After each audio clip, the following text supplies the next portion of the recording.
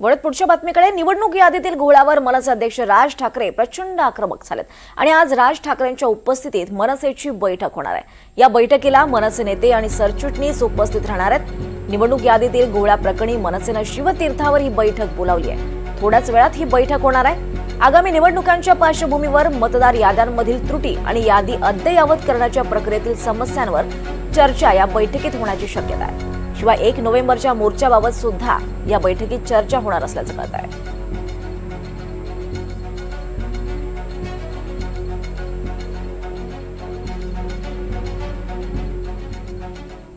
तर दुसरीकडे उद्धव ठाकरेंच्या शिवसेनेचा निर्धार मेळावा NSCI डोम वरळी येथे संध्याकाळी 5 वाजता पार पडणार आहे। आगामी मुंबई महानगरपालिका निवडणुकांच्या पार्श्वभूमीवर हा मेळावा आयोजित करण्यात आला आहे।